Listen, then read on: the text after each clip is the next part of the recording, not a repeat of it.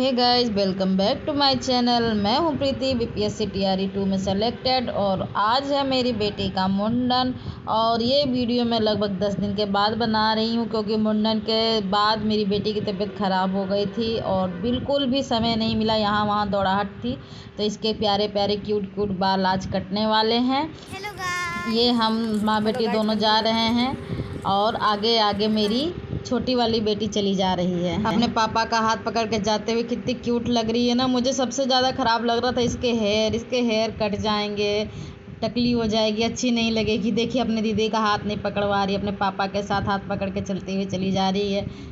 मेरे बच्चों को किसी की नज़र ना लगे ऐसा बोलते हैं ना, क्यूट बच्चे होते हैं तो उनको नज़र लग जाती है। ये थोड़ा सा मैंने रुकवा के 1-2 फ़ोटो ली थी अपने बच्चे की और अपने हस्बैंड की। देखिए कैसे मुंह बना रही है, इसको पता चल जाता फ़ोटो खिंचा रहा है तो मुंह बनाने लगती है अजीब से। इसके बाद हम ऑटो स्टैंड पहुँचे और ऑटो ले लिया और यहाँ से हम सीधे कहाँ जाने वाले हैं आप गेस करके कमेंट में बताइए और आगे देखते हैं वीडियो में हम कहाँ जाने वाले हैं। तो ये है बनारस का गौदौलिया बाज़ार और इसके आगे ये जो रोड दिख रही है, अगर हम चलते जाएंगे तो आपको पता है क्या मिलेगा? बनारस की गंगा नदी दशाश्वमेध घाट पर। और यहीं हमारी बेटी का मुंडन है क्योंकि मैंने मन में ही ठान लिया था कि हम जो है मुंडन गंगा घाट पे कराएंगे, गंगा के किनारे। तो चाहे वो कहीं भी कराना था तो बनारस में ही मैंने मन्नत माना था, तो बनारस में ही मैंने अपनी मन्नत पूरी की। और ये दुकानें सजी हुई हैं इतनी चिलचिलाती हुई धूप में और हम ये पहुंच गए चलते चलते गंगा घाट। कितना सुंदर दृश्य है ना, कितना सुंदर है। रात में तो और भी अच्छा लगता है, बट हम बच्चों को लेके रात भर यहाँ रुक नहीं सकते क्योंकि गंगा आरती देखने के लिए बहुत भीड़ होती है। जो जितना रोड दिख रहा है ना, कुछ नहीं दिखने वाला, एकदम ठसम ठस भरा रहता है। और ये देखिए गोदी चढ़ गई है और आराम से ठुमुक करके चली जा रही है अपने पापा के साथ। अब इसके पापा ने इसको नीचे उतार दिया यहाँ, अब देखिए कैसे ये आएगी हाथ पकड़ के। कितनी क्यूट लग रही ना। मुझे पता है इसके में सबसे ज़्यादा अच्छा क्या लगता है, इसके बाल अब कट गए ना, बेचारी लड़के जैसी लगती है। कितने शौक थे मेरे कि बाल होंगे लंबे लंबे, अपनी बेटी के बाल बनाऊंगी, काटूंगी। इनके पापा भी इसकी चोटी बनाते थे, इनके पापा को भी नहीं अच्छा लगता था कि ये टकली हो जाएगी। कभी मैं भी सोचती थी कि टकली हो जाएगी, इतने सुंदर बाल हैं, बेचारी कैसे रहेगी, कैसी लगेगी। अब ये देखिए गंगा घाट सामने से आपको दिखा रहे हैं। ये जो जितने भी चबूतरे बने यहाँ पंडित जी लोग बैठते हैं और ये यहीं पर बैठी हुई है, यहीं इसका मुंडन कराना है। कुछ फ़ोटो मैंने इसकी खींचे, कुछ रील्स बनाई और ये तो मस्त मगन है कि मुझे फ़ोन दे दो कोई, मैं फ़ोन में बिजी रहने वाली हूँ, इसीलिए रोगा चिल्ला रही है ये।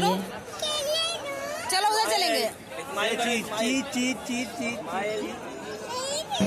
और मैं आप लोगों को यहाँ बता दूँ कि इसकी फ़ोटो खींचने में फ़ोटोग्राफ़र की भी नानी याद आ गई थी।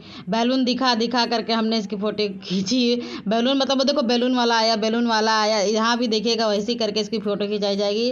फ़ोटोग्राफ़र की तो मतलब नानी याद आ गई, साथ में हम भी परेशान हो गए इसकी फ़ोटो खींचने। लास्ट में वो बोल के चला गया, बच्चों का फ़ोटो खींचना बड़ा मुसीबत है। इसको यहाँ दिखाया गया, देखो बैलून आ रहा, तो वो बता रही किधर है बैलून। अब देखिए फ़ोटो खिंचा रहे हैं वो।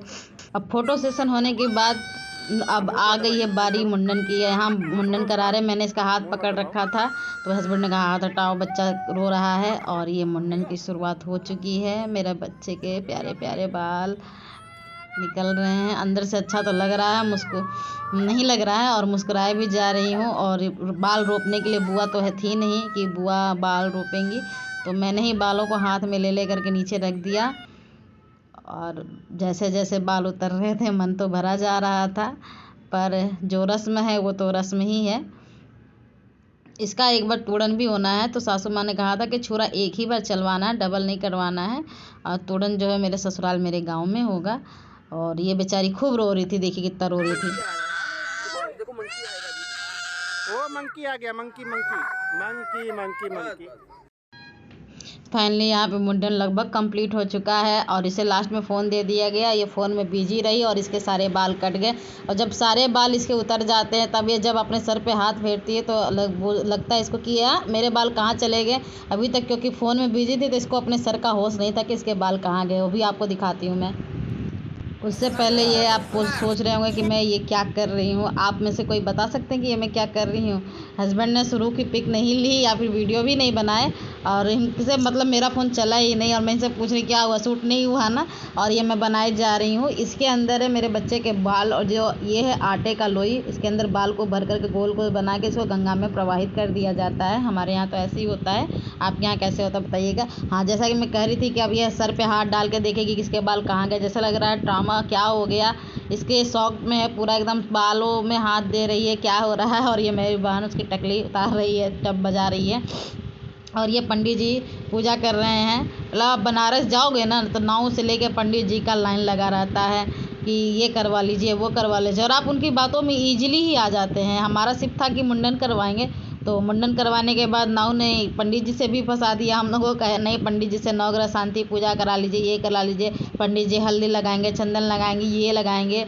और हम लोग सीधे साधे लोग उनकी बातों में आ जाते हैं, अपने बच्चे का भविष्य के लिए सोचते चलो ठीक है नवग्रह शांति करवा देंगे। पूजा कंप्लीट होने के बाद पंडित जी ने मेरे हस्बैंड को भी चंदन लगाया और तिलक लगाया। इसके बाद मैंने भी पंडित जी से चंदन लगवा लिया और तिलक लगवा लिया। और इसके बाद जो गर्मी में ये चंदन और तिलक का टीका है, ऐसा बहा कि पूरी नाव पोंछते हुए हम आए। और इसके बाद पंडित जी ने हमारी बेटी को भी चंदन तिलक लगाया। बड़ी वाली को पहले ही लगा चुके थे, उसका सूट नहीं हो पाया, ये आशीर्वाद दिया उन्होंने। इसके बाद नाव में बैठ के हम गंगा के उस पार गए और उस पार मैंने को साड़ी चढ़ानी थी गंगा जी को, तो मैंने साड़ी चढ़ाई और पूजा अर्चना किया। शिवलिंग बनाए बालू के और उनकी भी पूजा की, क्योंकि मैं तो हूँ शिव भक्त, जैसा कि आप दूसरा चैनल मेरा देख सकते हैं। और वहाँ की मैंने वीडियो इसलिए शूट नहीं की कि उस समय बाबू बहुत तंग करने लगी थी, कहिए कि बाल उतर गया था और इतनी तेज़ धूप थी, हो सकता है उसे अच्छा ना लगा हो। और वो नहाने की जिद कर रही थी बार बार, तो उसे एक आदमी पकड़ा हुआ था, क्योंकि नहा तो वो दम भर के चुकी थी, लेकिन वो बार बार पूजा करने नहीं दे रही थी, भाग रही थी। इसलिए मेरे हस्बैंड उसको पकड़े हुए थे और मेरा ध्यान सिर्फ पूजा में था, तो इसलिए हम वीडियो नहीं बना पाए वहाँ का। और इसके बाद नाव में बैठ के हम वापस चले गए और थोड़ी सी मैंने यहाँ मस्ती की नाव से झुक करके हाथ डालने की, पर मेरे हाथ तो पहुँचे नहीं। और आप लोगों को मेरा यह वीडियो कैसा लगा please like comment share and subscribe my channel. Comment में ज़रूर बताइएगा कि आपके यहाँ मुंडन कैसा होता है और मुंडन संस्कार क्यों ज़रूरी है। और मिलते हैं नए वीडियो में, तब तक के लिए बाय। और वीडियो देर से आने के लिए माफ़ी चाहूँगी, तब तक बाय बाय।